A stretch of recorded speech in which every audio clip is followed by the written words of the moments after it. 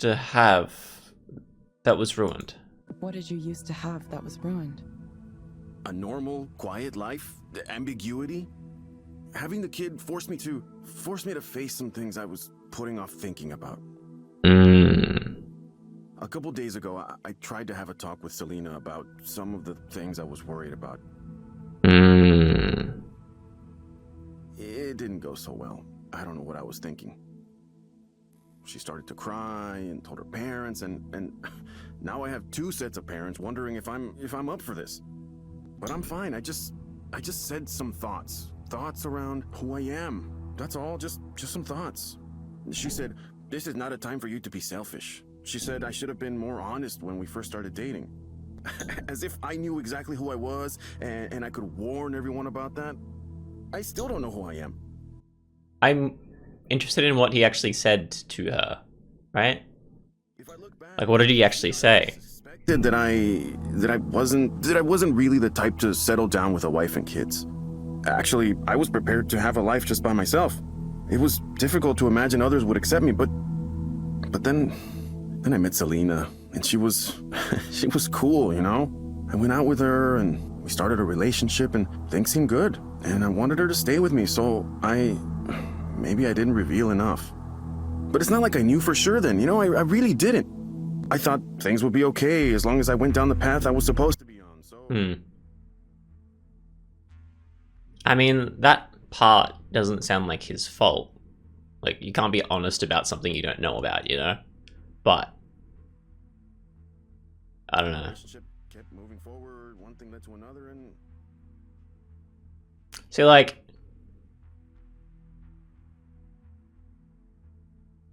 both of them have like points. Like his wife has points. Girlfriend, I don't know.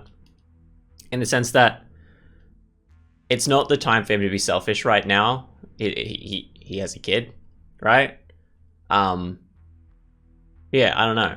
Like, I can kind of sympathize with the, like, not sure if I'm ready type situation. And also the, I don't know. Like, I've always kind of felt like I'd be scared to have a kid until I had some form of, like, goal reached. Because, like, there are so many people who kind of take it out on their kids because, like, they didn't succeed and almost force their kids into the path that they wanted. And that wouldn't happen if, you know, you've reached your goals kind of thing. And there would be no, like, lamenting over the past that a lot of people kind of have. So if they haven't succeeded in whatever they, like, set out to do in their life and they had kids beforehand and that kind of, like, held it off, I can understand being like, well, fuck. You know, I could never achieve what I wanted to do now, kind of thing. It's like a roadblock almost. But on the other hand, it's still a life that you now have to take care of, and regardless of what you wanted to do, this is what you've done now, kind of thing. Like, it's your problem that you've just got to face rather than avoid it. Not to say talking to your kid can, like, about him as a problem is a good idea. You should just accept them as, you know, a different stage of your life, you know? Like, it might not have been what you wanted, but that doesn't mean it's not good. And then when I got married to her, it was like I was on autopilot. It's possible I thought I could ignore the other stuff and, I don't know, eventually it would go away. What are the parts you thought you could ignore? I don't want to talk about that. I just have this side to me that I haven't told anyone about, that's all. And I've been feeling that side stronger than ever. I don't know why. I wish I could stop it. It's the worst timing possible. Do you have, like, depression? I can't do this, you know, but I have to. I have to. I can't believe I've gotten myself into this situation. I pretended to be a normal person. Like, what does a normal person mean? I wish I hadn't been so good at pretending. What would happen if you didn't pretend anymore? Well, then I would just be whoever I felt like. I would be someone else. I wouldn't be in the situation I'm in now. I wouldn't be ruining all these lives. Selena's life, her child's life, our parents' lives. It's not their fault they got stuck with me. I'm the one bringing it all down. How did I let this happen? I'm a shitty person. I understand you're worried about the harm you might cause others, but do you really think this is the best way to cause less harm for everyone? I can't think of another way. The problem here is me. It's so obvious. If I were just normal, a normal guy, why can't I just be a normal guy? Whatever I want personally just doesn't matter here, I have a family to protect now. That has to take priority over everything else. Yeah, you're right. You're getting there. And Oh, you'll that's... continue to suffer? Well, yeah. That's what men do. I made a promise and now I have a responsibility. Society only works because people accept responsibility and follow through on their promises. If everyone just did what they wanted to all the time, the world would collapse. It would be a disaster. We all want things we shouldn't actually have. That's why I need to reject these other voices and stay on the right path. I'm going to be good, and I'm going to stay good. I won't let all these people's lives be thrown into chaos because of my selfishness. I owe it to them to be the man I'm supposed to be. I'm not about to let anyone down because of some noise in my brain.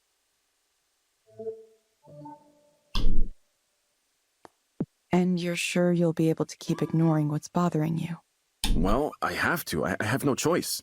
I'm already in trouble for making an attempt to talk about it, so I made the mistake once. But I think Selena and her family are willing to pretend it never happened, and as long as it never happens again, and as long as we just move on like everything's normal. It's kind of... Maybe if you can I don't know. describe me something to, I don't know, make me feel better about all this. Make me okay with the way things are, the way they need to be.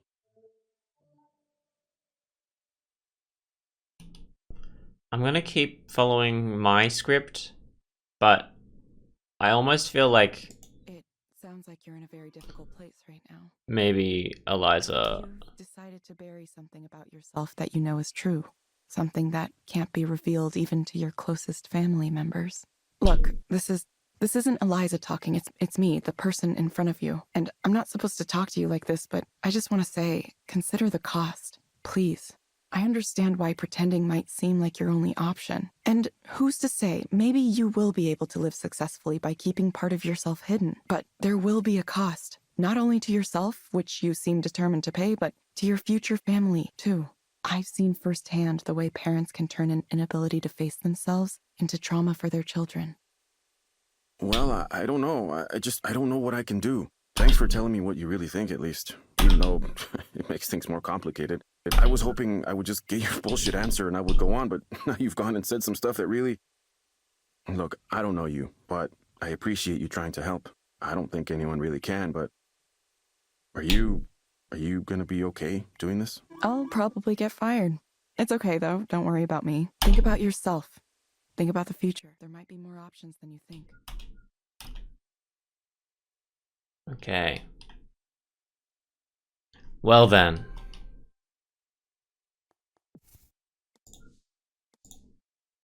You may be deactivated as an Eliza proxy. I've incurred 2 infractions.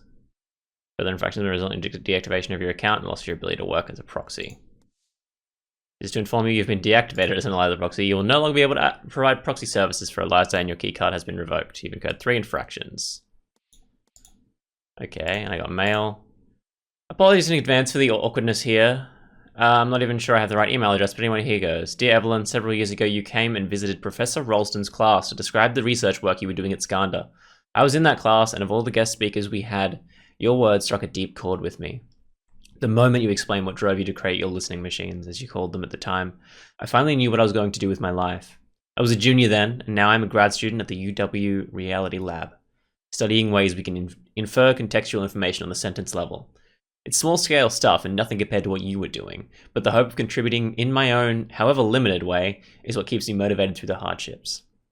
Ever since I heard you left Skanda and went off the grid a while ago, I often wondered what happened to you. I thought about writing to you a number of times, but every time I started a draft I would eventually stop because I thought I might be bothering you when clearly you wanted to leave everything behind. I finally worked up the nerve this afternoon after a group of high school students came through the lab on a tour. Speaking to the kids, I realized that each of us pays forward our outreach, linking us in a chain that stretches backward and forward in time. That's why it's so important for me to be able to express my appreciation. You inspired me, and you continue to do so. Thank you, Ali. P.S. No need to reply. I'm sure you're either still off the grid or else you're super busy on some secret amazing project. Heck. I don't know if, like, we heard about Eliza. I don't know. Deviating from the Eliza script. How do I feel about that? I'm not used to being rebellious. I wonder what happens now. Okay, so I can't do many more proxies, right? Nora asked if we could hang out again. Soren also wanted to meet up. Honestly, I could probably ask Ray if I could visit her place again too. I could even tell Rainer I wanted to speak with him again, though I doubt he would take me up on it. I don't have enough social energy for all of them. I'll pick one person to meet up with again. Nora, obviously. Nora. I'll hang out with Nora. I visited Nora at her place again. Naturally, the conversation drifted to synthesizers, even though I still don't know anything about them. You know what I wish? I wish Elisa's made a rack mount version of the Andromeda. Good on you, Nora. This you're talking about? Sorry. The Andromeda was like a synth that was like, just this real beast, you know? 16 voices with analog oscillators, analog filters. Go on. How can I describe it? It has this great, fat American sound. Oh, I love it so much. But the keyboard is heavy and hard to carry around. So, I wish they put it in a box. Don't look at me like that, yes? This is what I do all day. I stay inside my flat, buried in my synths and techno toys. To be honest, it's been a strange feeling lately. Like, wow, this is really what I do for my living. I don't get invited to attend events and give talks much anymore. The industry moved on. They mostly ignore me now. Nice. The people I used to know, they don't stay in contact. I'm not useful to know anymore. I think that like there's a lot of people who would love to have that thing. Like you always hear about these people and it's like, why is this person still relevant? They've changed careers. Like relevant in the sense that like they keep getting asked to talk about things that they used to be big on, but they have no attachment to this thing anymore. But because they were so popular back in the day, people just keep asking them back because they're the only person they know. And there's a lot of people that are like that would have loved to have something like what Nora had, where just no one from the old life would contact her. Other than Soren, I guess. It's like the establishment is a big bus pulling away from me, and I'm standing by the side of the street watching it drive away. But you know, I'm happy with this. I don't have to worry if someone is friends with me just because I work at Skanda. I don't feel this weird oppressive hierarchy where people try to figure out where they are relative to you on a ladder when they first meet you. Do people do that? It's nice to be. Maybe in bigger companies, people kind of. I guess I've never worked for a company bigger than like 20 people. I'll never go back. Not to Skanda or any other big tech place. Not for any amount of money. That sounds great. That sounds great. I'm a little envious, even. You could join me. I want to make something big. A great big work of art, you know? I can program your synths. I don't quite know what it's going to be yet, but I've got the ideas running around. Evelyn, what if we work together on it? I feel like we could accomplish a lot working together, no? You don't need silly guys like Soren or Rainer. We should be building amazing things for ourselves, not for anyone else.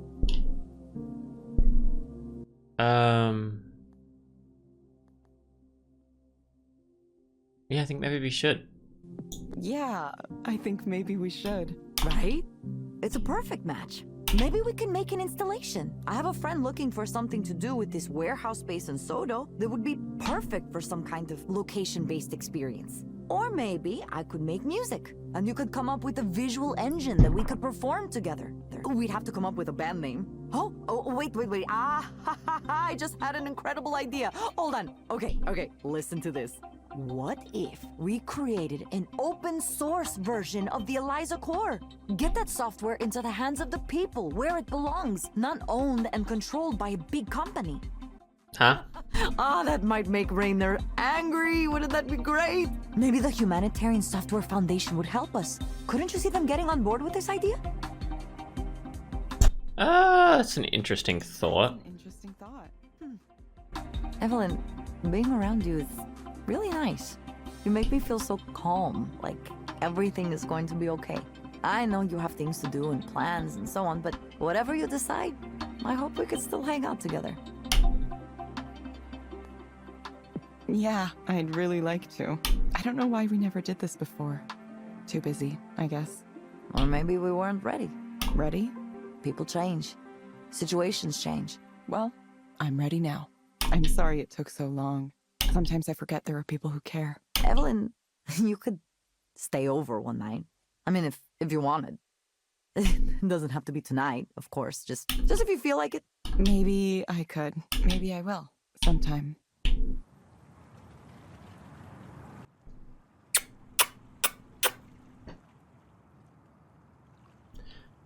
The air is so clear and cold here. There's an icy breeze coming over the sound. I wonder how many people I'm seeing right now. All of them with their own feelings and desires, their own fears and hopes and dreams and disappointments. The weight and significance and complexity of human lives. From a vantage point like this, it seems so small and distant.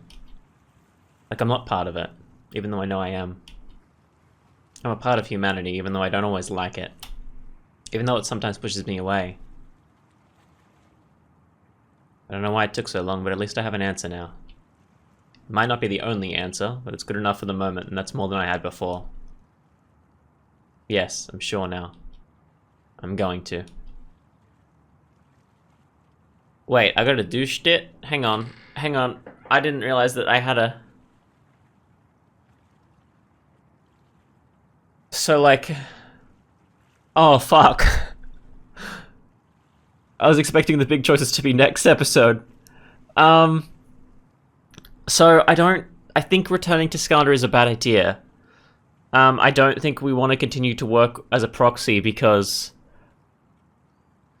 we don't believe in Eliza's work at the moment. Even if Ray thinks that it's helping people. I think that Soren's startup is not, like, they're treating it like a they're treating it like a antidepressant, basically. They're treating it like it's an opposite to Eliza, but it really is just an antidepressant in electronic form, right? It's not going to help anything, it's just going to make you happy for a time, which is why Soren's he's like an alcoholic and that kind of stuff, because he's trying to find these quick solutions, whereas Eliza is a less quick solution, but it still does the similar thing, but almost just slower. So I feel like because Rain is developing Eliza to be this hellhole, Nora's the only option, but it, like, the way that it's set up like that, it feels like Nora is the cop-out answer where you just avoid all of your problems, and that worries me. And I could leave everything behind. I think we'll forge an independent path and pursue art alongside Nora, because Nora's great. After all, she was right. I could be a consultant or even start up my own little company. It would give me the time and space to try making whatever I wanted to make, pursue whatever interest I had. Maybe I'll finally get that music lesson from her.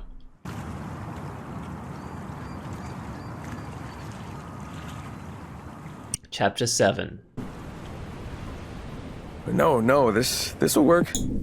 Okay, we'll call it quits here. Thank you for watching. Please leave a like, comment, and subscribe if you enjoyed the video. Last chapter was 2 episodes, so this might be just a regular-sized episode next, but I can't tell and I don't want to look anything up, so. It's been a weird journey, this game. I was expecting it to go kind of almost horror aspect, like there were going to be a lot more focused on Eliza, but it's not focused on Eliza. It's focused on Evelyn really heavily, and it's not about Eliza's choices, it's about Evelyn's choices for Eliza, and as we've just about to find out, based on what I just started, Damien was talking there, it might even just be about Evelyn and Damien in the long run, like she was lost because of Damien, and Eliza is part of Damien and part of Evelyn in a sense. I don't know. yeah, so I guess that's it for this episode.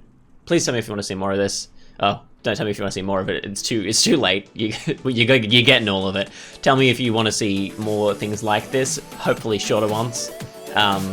Any visual novels, horror or otherwise, would be nice. And I'll see you in the next one.